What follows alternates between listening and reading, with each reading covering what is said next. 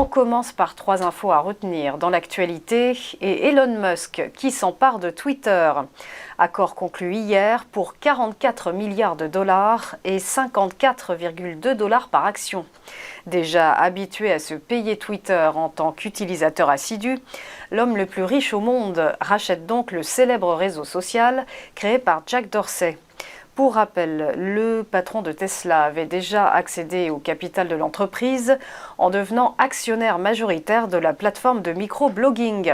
Une petite vingtaine de jours aura donc suffi à Elon Musk pour courtiser les actionnaires et s'offrir Twitter, dont le titre bondissait de 6% à Wall Street hier après l'annonce. On poursuit avec cet appel de la BCE en faveur d'une régulation des crypto-monnaies. La Banque centrale européenne souhaite réglementer les crypto-actifs dont la dynamique de marché est désormais supérieure à celle des prêts hypothécaires à risque à l'origine de la crise financière de 2008. Un appel qui fait écho à celui de la Banque centrale d'Angleterre qui a plaidé en mars pour une régulation des crypto-monnaies afin d'éviter tout risque systémique. Le nouvel écosystème créé génère instabilité et insécurité, a critiqué un membre italien de la BCE, Fabio Panetta, qui souhaite la mise en place de normes conformes à celles appliquées au système financier. La BCE qui par ailleurs a lancé son chantier d'euro numérique, une innovation qui doit permettre aux citoyens d'utiliser la monnaie unique pour effectuer des paiements dans la zone euro. Enfin, sachez que l'euro est dans les abysses, pas face au dollar. Cela n'était pas arrivé depuis plus de 2 ans et le début de la pandémie de Covid-19. Hier soir, la monnaie unique tombait à 1,0716 $. Et plus tôt dans la journée, l'euro avait plongé jusqu'à 1,0697.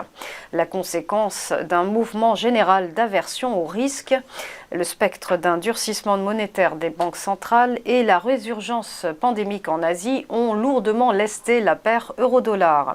Croissance grippée en vue pour plusieurs pays, répercussions de la guerre en Ukraine, les inquiétudes ne manquent pas d'ici la prochaine réunion de la Fed prévue le 3 mai.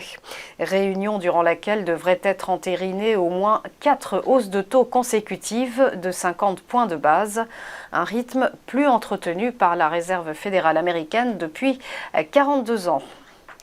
On passe au point bourse et petit rappel de la clôture des marchés hier. Frayeur en Europe en raison de la dégradation sanitaire en Chine. Le CAC 40 a poursuivi sa correction avec une chute de moins 2,01% pour l'indice parisien qui termine à 6442 points. À Francfort, le DAX a reflué de moins 1,54% et passe sous la barre des 14 000 points à 13 924 plus précisément. Du côté du FTSE, scénario identique, l'indice londonien a décroché de moins 1,88%. Idem pour l'IBEX de Madrid qui s'est contracté, mais dans une moindre proportion, moins 0,9%.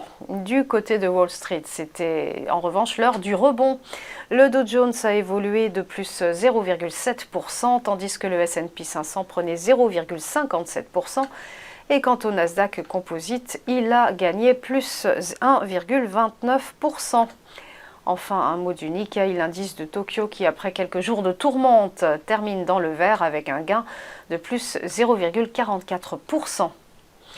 Voilà, restez avec nous tout de suite pour ChronoCAC.